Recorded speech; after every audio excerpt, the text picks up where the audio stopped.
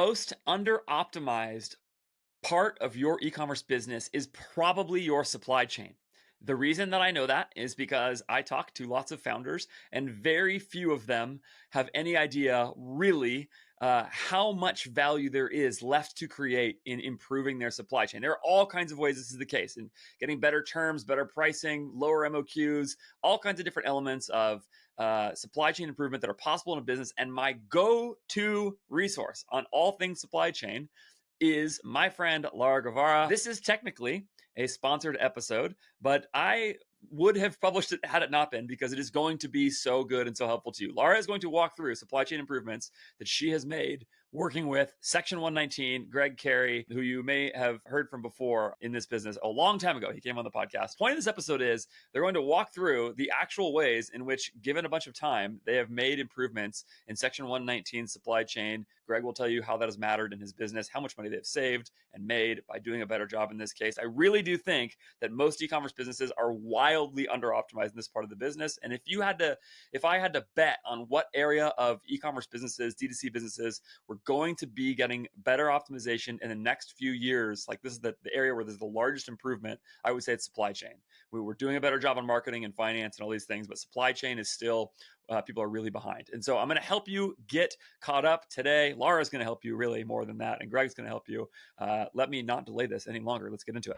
Gregg Carey and Lara Guevara, hello to you both. Let me do a thing so we don't talk over each other right now. Maybe let's start with Lara. You are the CEO of More Staffing, who's sponsored this show for a long time, but you have really deep supply chain experience. Maybe you can say hi and just give people a little bit of your background. Yes. Working with supply chains. Right. So third time also doing the interview with you, Andrew, and I'm very happy to do another one, especially if it's supply chain, just to make sure that I can help spread awareness in supply chain. So more than 15 years of experience in working for supply chain, and I cannot.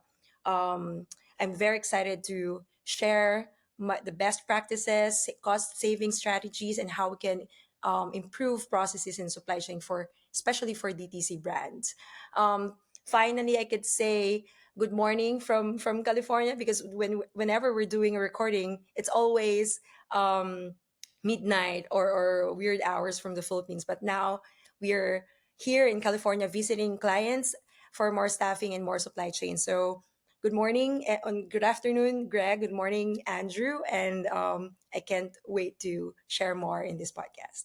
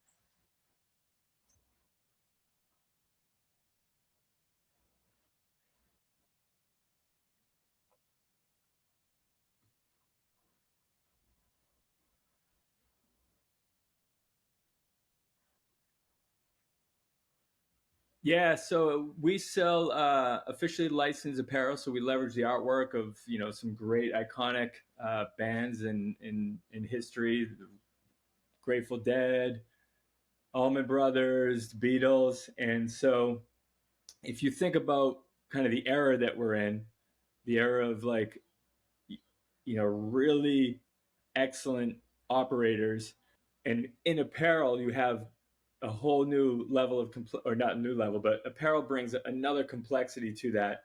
And then imagine taking 10 to 15% of your net sales and sending it off in a royalty payment to your business partners. So Section 119, I believe, is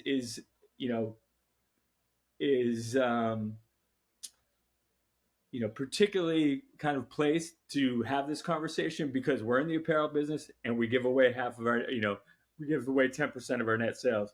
And so those constraints create an even higher pressure situation for us to master our supply chain. And all of the learnings that I've experienced coming into, D2C e-commerce 4 years ago, completely fresh and new, I have learned the majority of those optimizations from Lara. She was my first hire, and my life has changed and our business trajectory has changed because of the early changes and intelligence that we brought into our business when we were doing less than $1 million. And it was those principles and best practices that have enabled us to weather this rough patch and still give away, that portion of net sales. So huge thanks to Lara, and you, big fan. You're saying giving away in terms of licensing fees, right? That just like the cut off the exactly. top, Royalty. going to licensing fees. Royalty. Yeah. Okay. And then, can you give people some kind of sense of the scope of the business now? You don't have to say exact revenue numbers, but it's just always helpful to have some context for like where business is at as you have a conversation about something like we'll do about 10 million this year. Okay, cool. That's great. Yep. Section119.com. Go get yourself. I didn't actually realize you had Beatles shirts, and I was like, oh, I gotta get some of those. So big Beatles fan. Talk about a little bit more about the context here, Greg, for people to understand some of what has happened in your business. Maybe you can give a little more intro around how long you worked with Lara and her team, and essentially like what were the supply chain problems to solve, and just give people a little more sense of the beginning of the journey, essentially. Well, if I even take a step back and think about just the trend of e-commerce, initially it was very focused around, meta and low acquisition costs, some labor, some arbitrage there, and that kind of filled the noise within the space, and that expertise gave you a great advantage. If you could get into Facebook Manager and really optimize that is an advantage, a huge advantage if you can wrap a decent product with some pretty ads and a beautiful landing page. Like that was the business then. And then, everyone's at home, government's giving us money, 0% interest financing. That kind of continues until things start getting tight, things start tightening up, 0% interest goes away, and the focus starts to shift to contribution margin. And that required us all to be a lot more disciplined around how we were thinking about acquisition costs, marketing efficiency ratios, and linking that back to our contribution margin, and driving the available funds to operate the business. And we're at this stage right now, which I think is like the next era of the narrative, which is hyper focused on managing your supply chain, because that is where all of the business profits essentially come from. And at the very core of that is having an outstanding product that can weather all of these storms through the test of time. And a lot of the principles that we kind of included in our business right from the get-go are now proving to be even more valuable as we navigate this storm of it's more like, it's all about staying alive in this era. And so, the effective management of inventory has huge implications, not only on your cash flow, but on your income statement, right? And if you can manage that inventory more effectively, you'll find yourselves in a situation where you're not having to run a season end sale and throw out all your profits to kind of move that inventory in favor of getting cash. But you can manage that more effectively and protect your gross profit, right? So there's interplay within cash flow and income statement of managing your inventory. There's the optimization of your logistics as well. A lot of people will use kind of various marketplace and platforms for moving stuff abroad, but having a direct relationship with the people that can move your freight can dramatically, impact savings, but also just tighter controls on the timing of all these things. And so, those are just two examples. And so just what we've learned is just that tighter scrutiny during this period not only has benefits on managing cash in your income statement, but it does also give you more room to be more effective in your acquisition strategy. So as you know, as things acquisition cost goes up, the only tool isn't about optimization of your ads, but it is to work that gross profit, that product margin, and to give yourself more room to invest in acquiring customers through challenging times. And so these are all like big levers that move across all, you know, the balance sheet, the income statement, and the cash flow.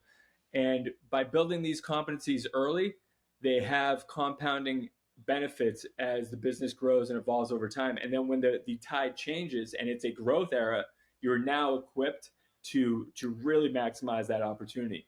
But it's an essential survival skill now. I think that's so right. And this is part of why I think you just laid out the timeline of D2C really, really well. Like, and I think part of the thing that's happening is that people are with you on that point. Like they realize that there's huge value to be gained here, but they have actually like no idea how to do it. Like if I say to you, hey, your meta ads account, use manual bids to get better. There's like actually a lot of difficult challenges to getting good at, mastering manual bids, but there's just like boatloads of content on that. Go join admission from CTC, like, go watch my content, whatever. There's plenty of that stuff out there. If I tell you, I mean, I've had these conversations with running brands. Like if I tell you, we really want to like make it so that our cost of goods goes down, but we don't lose any product quality, or we don't have to trade that for, the volume of orders and or whatever. Like I have no idea where to start. Like who do I get on the phone with somebody from China? Do I just call my manufacturer and ask to pay less? Like what, like that's probably not going to work, right? So like what are the ways in which like I have no idea what the strategic and tactical next steps are to thinking through the trade-offs involved with all those things. And there are a lot of trade-offs. So that's part of why I'm excited about this conversation, because I think people, as they recognize the value of contribution margin still, and even as they also become more attuned to like having a good cash flow forecast and some of those things, and they see how much inventory ordering matters for their cash flow, they just don't know what to do. So maybe Lara, you can talk a little bit about the beginning stages of this. When you think about sort of the big swings you took at Section 119, yeah, I don't know, start wherever you want, but like in terms of what where the supply chain was and what you got it to, can you walk through the beginning of like, okay, here's the big things that we did that made a really huge difference, and yeah, start wherever you want there. Yeah, I think Greg hired me in the perfect timing of the growth of Section 119, wherein the founder, who is also the designer of everything, is doing the supply chain, which is the most common scenario for, based on my experience talking to a lot of DTC owners. They will start with new product development. They will source themselves. They will negotiate themselves, and they will bring the products in and start selling the product. So I think the best support that I was able to create, I just wanted to give the five major categories of supply chain, which is inventory planning, new product development, negotiation with vendors, the processes, the warehouse logistics, and the administration. Um, the first thing that I supported is the new product development, the speed of the new product development and designs. And I think this is very important for an apparel company. The closet share, the number of designs that you have per type of clothing, and then the amount um, of apparels that you can launch, even accessories. At that time, we still have masks, we still have other products for that we're selling for in time for pandemic. So it is a huge support for the brand that we can launch new products as soon as possible. Like if it's apparel, we want to make sure that we can launch from the design concept to sampling and production, to be able to sell it right away, less than 2 months. Um, and also, it is being partnered with the analysis, the data analysis, and understanding how much you should be shipping by air and by sea. So it's a combination of understanding how, what is the pros and cons of sending some percent of that order via air, and then following it by shipment via sea. It's always providing data to Greg. My goal at that time is to make sure that I have all the data, I have the numbers, I have my recommendations, and in one reading, Greg will be able to give me an answer right away, because speed is the name of the game in supply chain. And that is for the new product development. The inventory planning was the next step that I supported with Section 119, wherein there's no the designer is not very conversed with inventory planning, so I created a template from ground up. So it's a combination of using Stocky, which is our tool at that time. It's a free tool for under Shopify, and I used that to download quickly the data that we have, the sales data that we had 6 months, 12 months ago, and use that to create the template, the forecasting template that I created for Section 118, including the growth factor that we want, the seasonality of the product that we're ordering, and other aspect that is required to complete the formula of the forecasting. And from there, we had a huge improvement from being out of stock, to having a better number of products in our warehouse, and then followed by negotiations and savings. So we identify the low hanging fruits in negotiations, which is not just always unit cost, but also payment terms, minimum order quantity, and the lead time that you have. So from the initial 30 to 45 days production, understanding the processes with your vendor can help them lower or lower down the lead time for that. And at the same time, discussing with them the raw materials that they use, understanding the tier 2, tier 3 vendors, it will all um, contribute improving the minimum order quantity. So sometimes I can clearly remember another an important event in supply chain, Section 190 supply chain before, where we help our vendor find their raw materials, so that we can also reap the benefit of having a lower MOQ. So they have their own vendor of the fabrics, but we source our own fabrics, and we support, and we connected them with our vendor, fabric vendor, so it's cheaper, and at the same time it is readily available, and that reduces our lead time from 60 days to 30 days. And that's very important for us, because at that Jeez. time, that's SSBD button downs for our products. So a lot of those are have been like simple projects, but has a huge improvement in our supply chain. And after that, we initiated hiring more experts. Like, for example, since I did everything, even the administration of adding product in Shopify, creating barcodes, and doing all of the administration in supply chain is part of my job description at that time. But we we grew so quickly that after 3 months, I hired Glyza as my first hire in Section 118. And after Mm. 1 month, we hired Kate, who supported Greg. So it's a huge, I think it's a quick improvement and development for Section 118, that we were able to hire um, new team members that supported me to do the projects, the savings initiatives, and all of the supply chain tasks that is very helpful for the Cool. business. There's just so much there. Is really quickly, actually, I love the list of 5 areas of supply chain. Could you rattle those off again? Just those 5 areas, so So that we one, that might be a helpful thing for people. yes, one is inventory or demand planning, forecasting. Second is the new product development. Third is the logistics, and then the warehousing or the 3PL. And fifth is the administration and the coordination of all those four. So Yeah, those yeah. um, those categories, we couldn't leave one for supply chain. That's why when I was doing it in the beginning, I should divide my time how to develop new products, at the same time manage inventory, coordinate logistics, and track wherever our shipment is, coordinate with our 3PL at that time, not just receiving products, but also making sure that they have they they can accept or receive our products in time, and then the coordination of all of that to our marketing, to our designers, our customer service, supply chain works a lot with cross functional team, and so coordination is very very important. Okay, so I want to go back to a really specific thing that you said, and I don't know.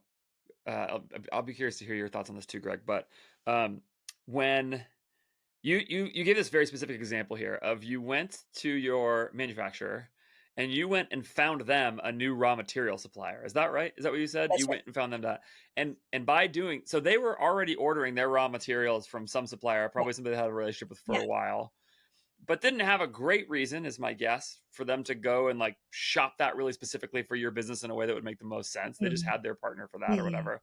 So you went not around them or whatever, but you went separately from them and shopped a different raw material supplier that you connected with them with, and said to your manufacturer, if I'm gonna walk this back and then you tell me what I got right and wrong. So you said to them, hey, we want you to buy your raws from this manufacturer, from this raw material manufacturer, instead of or supplier, instead of the one you're using. And the net result of that was you cut your lead time in half and also reduce the cost of the product. Is that, Yes. did I get all that Yes, right? that's right. Okay, Greg, Oh yeah. go ahead, Laura. Say more about Yeah, that. so Yeah, actually, we are very fortunate that our vendor is very cooperative. So they're not married to their fabric vendor, and they are open to us helping them. And the reason for initiating that project is because the lead time is 60 days, because 30 days is their lead time to order that raw material and 30 days to produce. So we connected with the vendor how we can support. If we find it's a fabric vendor, if we find a fabric vendor that can supply very quickly, lower cost, same design, good quality designs, if they are open to getting from that vendor, and they are very supportive in that project. So what I did is, instead of relying on their supply chain, I know that my expertise is sourcing. I find a fabric supplier, and then I connected with them. So I did the negotiation of the cost of the fabric to their vendor, to that vendor, and I ordered the roll of those fabrics, and paid for it. So instead, we recalculated our cost of that product, instead of um, getting that fabric cost plus the cost to produce. We're now just paying them the cost to produce, because we own and we buy our own fabric, and that made us very that gave us the flexibility to order our raw materials separately, not just cost savings in the raw materials, but it's, I think, the best result of that project is um, reducing our lead time from 60 to 30 days. it's. I mean, it's like huge, right? I mean, on your cash flow, Greg. What like did you just like do backflips when she told you that? I mean, that's like a massive improvement to the business. Oh, I mean, they're all significant improvements that for the supply chain layman, of which I was, you just have no idea that these options are even available, where to start. Never mind the time consuming, exhausting effort of being up at the middle of the night, being on WeChat with China. And so the big theme here is, at this time, we're a company like barely, just on our way from like 1 to 3 million maybe back then.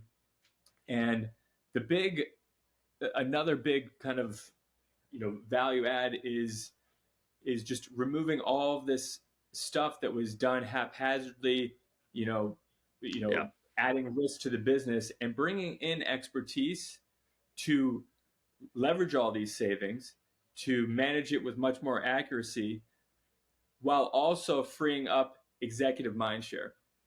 This it went from being a exhausting burden that was not done with any sort of care, or care is yeah. the wrong word, but expertise. And now we have a team that's bringing and surfacing up a process that now requires a half-hour meeting to on a weekly basis to say, hey, here's our inventory, here's our current inventory, the velocity of each product. and making recommendations to me about what we should order. I just have to go through that, approve, disapprove, and then also looking at the split. Because when you're in this stage of being, sub 5 million or so, you got to get sometimes in apparel, you got to get very creative in terms of the ordering process to make sure you're keeping inventory on step. Your mechanisms for tracking inventory, or your ability to build consistent demand, is not really ironed out yet. And so you're dealing with these fluid motions of demand, ad performance, running out of stock, having to chase that really quickly. And so bringing that weekly report where you can make decisions and then say, hey, I want a third of this to go on a plane. I'll take a hit on my product margin in order to get it in stock, because that seasonality window is collapsing, right? And I don't want to lose those sales. So it doing that, alone as a business owner or founder in the middle of the night, aside from everything else that needs to be done, is not able. And it is this quality at that stage, this expertise that does give you, more breathing room, more effective management of that stock, reduced risk, because now the inventory that you're holding is a much healthier inventory, not based on what was this kind of like gut feel of, not enough instruments kind of appropriately forecasting. And so having this expertise allows you to even just build the momentum, not have these lulls, so that you can give yourself the opportunity to get to that stage where you can, hire that next, in-house, or that fractional CFO, or where you Yeah. can get to that stage where you can hire that in-house creative director. Along those earlier stages, part of it is this challenge, and this goes to not just staffing remotely, but in the early stages, you're just getting from one stage to another to kind Yeah. of build out your team and the competencies so that you can break through to the next stage. And Yeah. supply chain requires expertise that you can only learn by like getting into it. Well, There's I not I a mean, course, there's nothing that you can learn unless you've lived in it. And that was a huge learning for me to witness, yeah. bringing Lara and her peers on board. I have a quick funny story about this. Um, we Majority of the team members that I have in the fractional supply chain and the talents that I've recruited, we've worked together.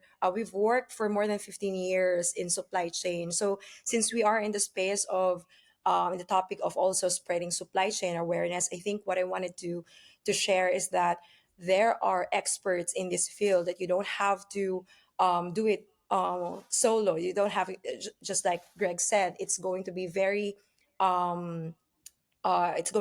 tedious if the founder or if the owner of the company is doing it. So that's one. Another is that since we have that more than 15 years of experience in supply chain working for multinational companies, we're very versed with the projects of supply chain and working within e-commerce. It's like um unlearning the practices in the multinational company, and like slowing down or degrading some of the projects to so that we can tailor fit it to e-commerce businesses. And so when we have projects like this that we share with Greg, um, of course we receive a lot of appreciation from the owners. But when we were discussing internally with my Filipino teams, like those are very basic. Those are just like what we're doing in our previous work. This is not even what we're planning to do in the future.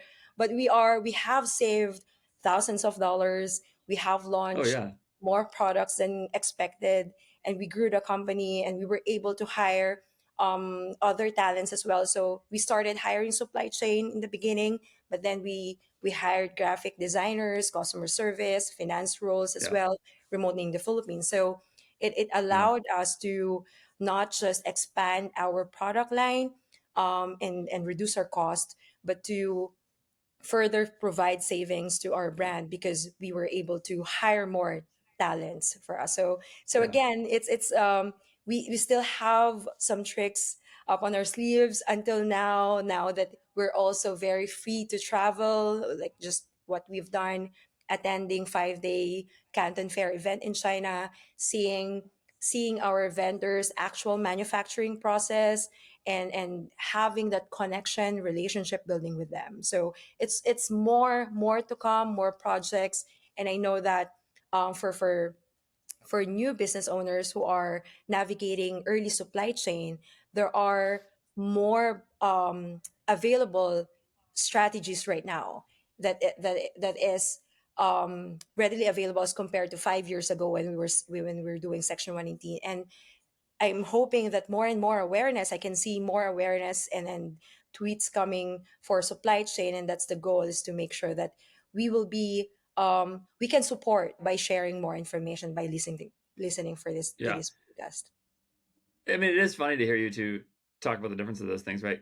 Greg, you framed that as like, I have no expertise in supply chain and I'm in the middle of the night WeChatting with Chinese manufacturers, just like completely fish out of water, basically, right? It's not a matter of care or whatever, but you just can't do that, right?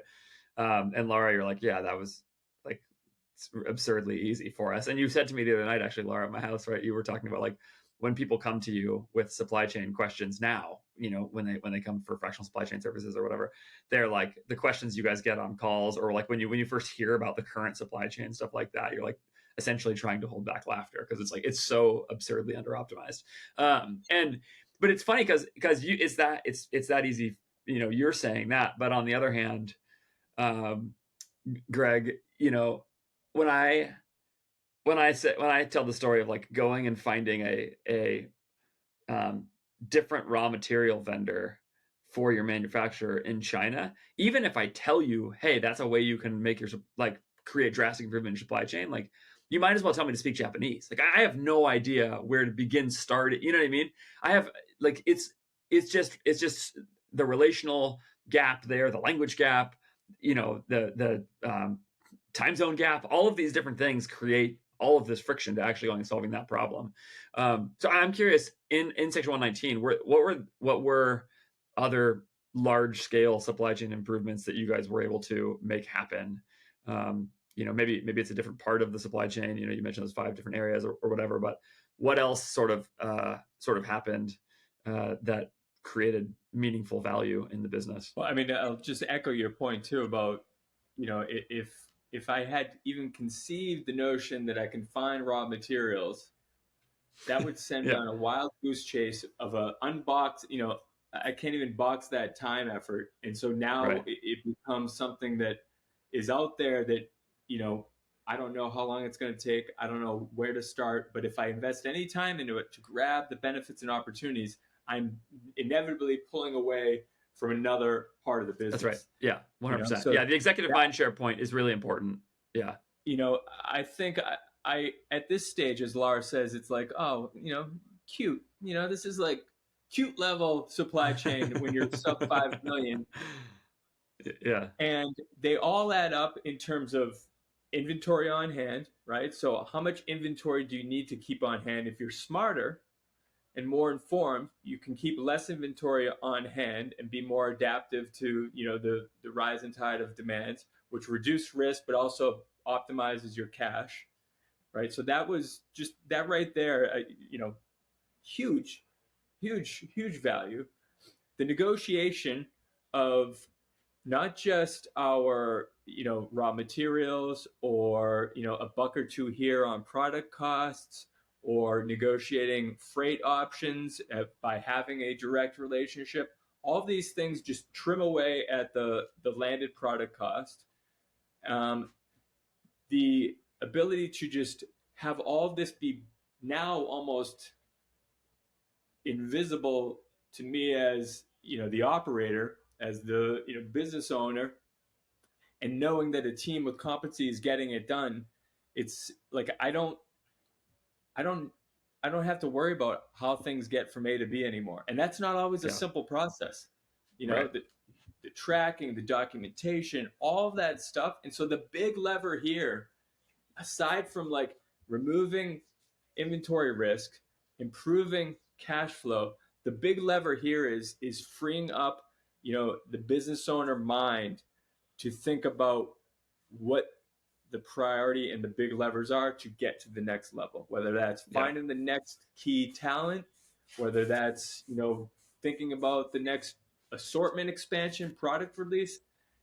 You got a lot of that early journey is, protecting that time. Offshore helps to do that, but not offshoring with a bunch of VAs, offshoring with Yeah. Right. deep Actual expertise, talent. Yeah. and Yeah. you're going to hear it more and more. Taylor over at Collective Common Thread just had a great chat with Chubby's CEO Kyle, leaning into this ERP software to equip this cohort of entrepreneurs that don't have the sophisticated tools to really get to that next level. And when you get That's right. empowered with that next level, then you can have a tighter control of your profits, tighter control of your inventory. You can start to synchronize the balance sheet and the income statement with the cash flow and have them work in unison. And doing all these things helps you to deliver profit better. And so that's why That's right. we're in this stage where the profit of your company lies in the supply chain. That's the That's right. quality of the product that the people love lies in your supply chain. The effectiveness of your inventory lies in your supply chain. Getting it here on time lies in your supply chain. So Yeah. much of this business lies in your supply chain, and the earlier you build that language and those competencies, you're especially in this era, you're dramatically reducing the risk and giving yourself that fighting chance to survive this tough market with expensive debt, climbing acquisition costs. And so you owe it to yourself to navigate that. And so that's like the key Yeah. Well, thing that we can't lose sight of. yeah, and at the end of the day, right? These are consumer product businesses. Like there are sort of only two things at the end of the day, which is the customer and the product, and like the whole apparatus is built to get the product to the customer. That's it, and so like it makes sense to me. The supply chain is this crucial thing to get right on that. Maybe Laura, you can even speak to some of the other sort of stuff.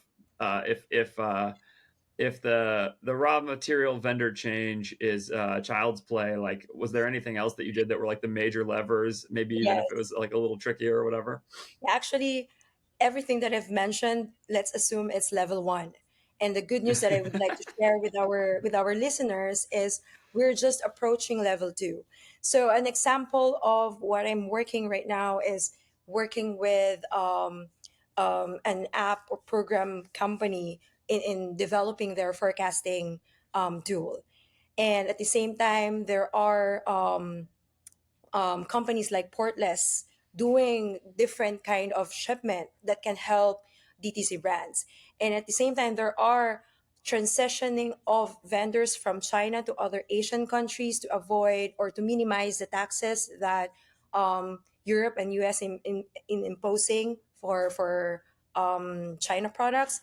So there are a lot of projects in the pipeline that is happening at this point. And then in the beginning, we're hoping to support the five categories of supply chain, like the basic inventory planning, understanding if are you is your product better overstock or understock. There are not not all out of stock is a negative thing. Sometimes when your product, for example, is very expensive and huge that can incur costs in your warehouse, it's better to be understocked than overstock. And so those under that Yep. understanding in your inventory, the negotiation, if you think that you have negotiated the lowest cost for your vendor, what's the next step? It's looking for alternative vendors, and not just looking for alternative vendors in the same country, finding alternative vendors from other countries.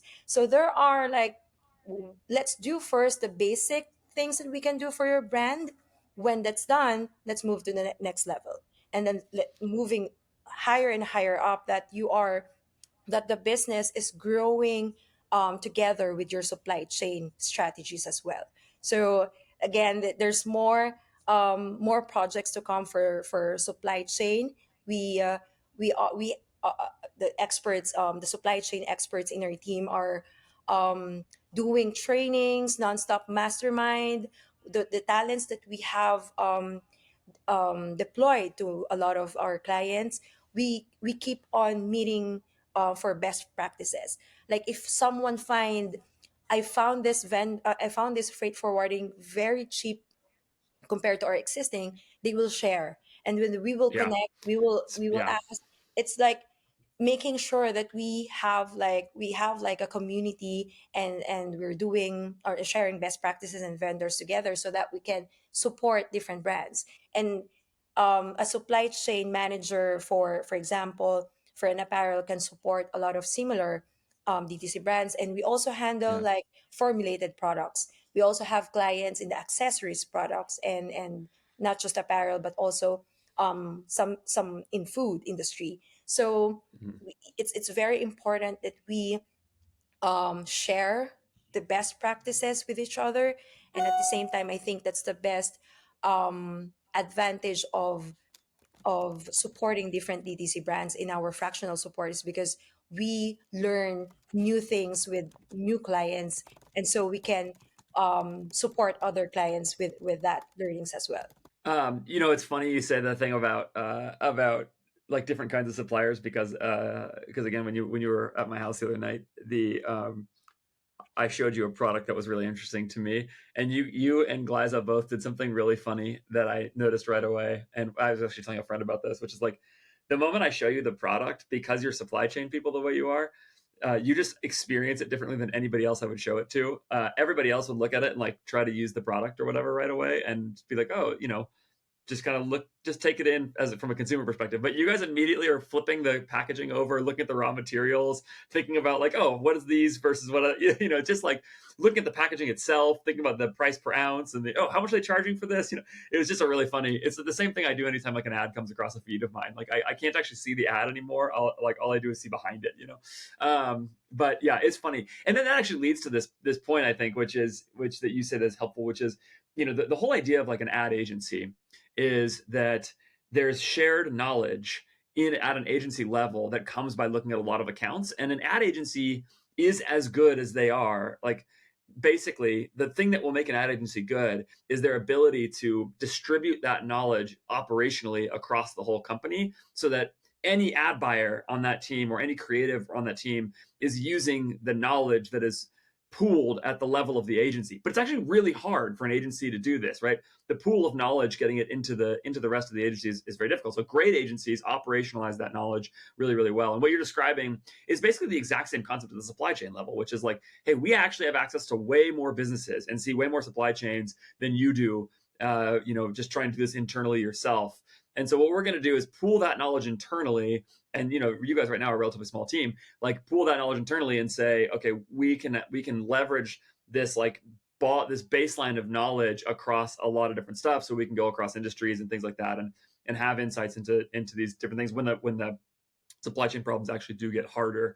You also said something else that is so interesting to me at sort of a strategic level one, sort of unrelated, but I just wanted to comment on it, which is another thing I saw happen. This kind of is the state of the D2C industry over the last few years, as everybody started thinking for the first time really seriously about cash management. I think COVID made that come into stark relief for a lot of people, right? People were they were for a while massively understocked relative to the moment, and then after that they became massively overstocked for the moment because they all overordered once the supply chain slowed down so much and shipping slowed down.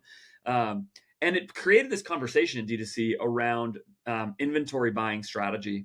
And I actually, one thing I noticed is that people really fetishized for a little while the idea of very fast cash conversion cycles.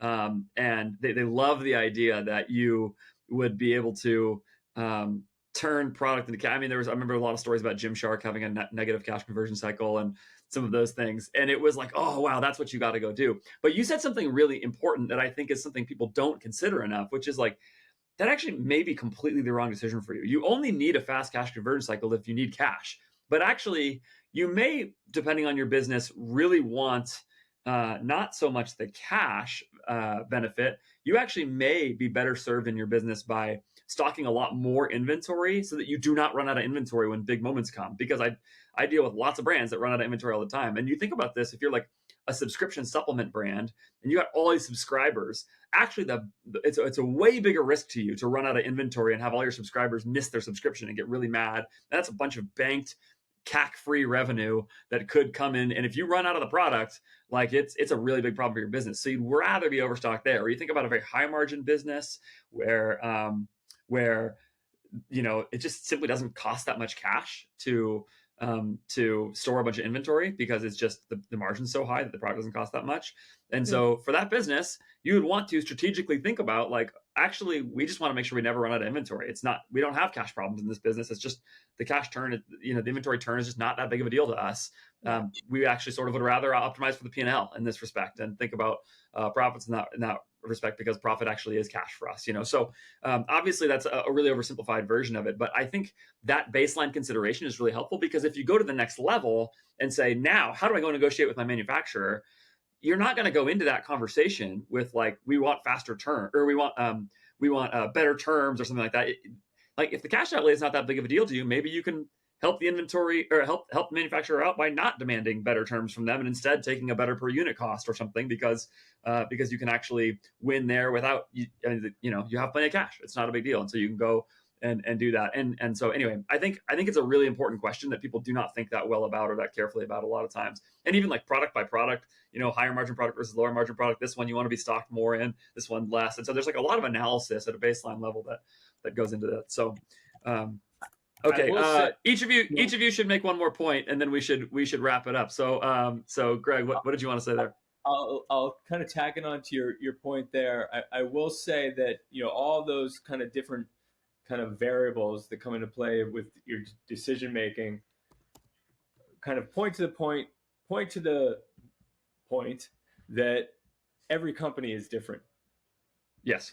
Right. Every company is different. You cannot copy their ad strategy. You cannot copy their supply chain strategy. You cannot copy whether you do free shipping or not. You are your own entity and own operations, and you need to run the business that you need to run. And one of the things that I think I've realized with that is that there's no, right now at our level at least, there's really no tool out there that can help you effectively manage your inventory. The only tool that can take in all those unique variables is Excel and someone that knows what they're doing, because it requires conversations with a multitude of stakeholders within the business. It is alive. There's different ad campaigns, different strategies. Things are seasonal, things are not. There's too many assumptions to then rely on technology, at least what I've found. And so to maximize the intimacy that you need with your inventory, you really need someone who can master Excel and master inventory. Do not rely on these tools, Shopify apps. They will get you in trouble. Yep. And you need a human to be looking at that, to asking questions, especially at this stage. It might get more sophisticated as you scale up, but this is a job that we do in Excel, and we are in Excel all the time. We have our own models, we have our own checks, and we're looking at these things line item by line item, not making a recommendation on sale because some app triggered an alert, but because our model says, hey, we should reorder this. Yep. I remember hearing a comment a long time ago that in this area of the business, a smart person plus Excel is undefeated. But at some point, you do have to get to an ERP or whatever once your business gets complex enough. But for a long time, Excel or Google Sheets or whatever, and a smart person is undefeated. I think that's right. What do you want to say, Lara? Yeah, my last point is very related to your point as well, Greg and Andrew. I think before we dive into a lot of supply chain complicated strategies and projects, first line is understanding what your product is. As you've mentioned, not all DTC brands have the same strategies, and so understanding the category of your product is very important. Is this perishable? Do you have shelf life? Is this again, is this very light and very small type of product? Is it cheap? How do we store it? Do we need a special storage system for that? Is there a temperature control? So understanding all of your the details of your products is very important for us, for operators and supply chain experts, so that we can tailor fit the strategy. And I always share this as much as I can if there's a call, even though they're not getting our service yet because it's very early on. I will be sharing, I am sharing strategies that is very easy to follow, and that's something that is tailored fit for their product, for the type of product that they have. So like initially you should be focusing on the weight, the size, the amount, the margin. Is it has shelf life or not? How to store it, Yeah. and how to ship it from point A Yeah. to point B. Those information is very important so that we can identify if we are better over or Yeah. better under for the type of Yeah. product. So yeah. All right, this is a great conversation. There's a lot we could do this for a very long time, I think, because I want to hear all the little super specific stories of ways you guys have saved for people and for Greg. I also want to just like talk big picture strategy a lot because I think there's a lot in both of those things. But we are out of time. So Greg, you are on Twitter at Gregg Carey. I will link that in the show notes. And then Lara, what about you? Where do you want to send people from this conversation if they're interested in optimizing their supply chain more? You're the person to go do that with. Where should they go? Yes, that's also my Twitter handle, Supply Chain Lara, and my email, lara@morenow.co. Okay, awesome. Lara at morenow.co. Reach out to her. Reference this podcast if you heard it and you wanted to get some conversation going. I just don't know why most people listening to this who are brand owners or even agency folks working with brands who are seeing these problems. I mean, if you're on the agency side and you're seeing a brand incessantly run out of stock, I literally build my campaigns with the expectation that like I'm trying to build them because I know people will run out of stock. I build my campaign structure to reflect that because supply chains are under optimized, right? So, and in fact, no matter how optimized they are, that's still going to be a problem in e-commerce businesses. So whether you're seeing that be a persistent issue, if you're seeing long lead times for yourself or clients, any of those things, I just don't know why you wouldn't at least jump on a call and see, hey, is there actually an opportunity here or not? Have the conversation. It is going to be within reason price-wise. It's not going to be crazy expensive. That's another advantage of working with Lara and her team is that they're going to make it affordable for you. And so, so go check that out. Thanks, guys, to you both for taking the time and doing this. Thanks, Andrew. Thank you, Andrew.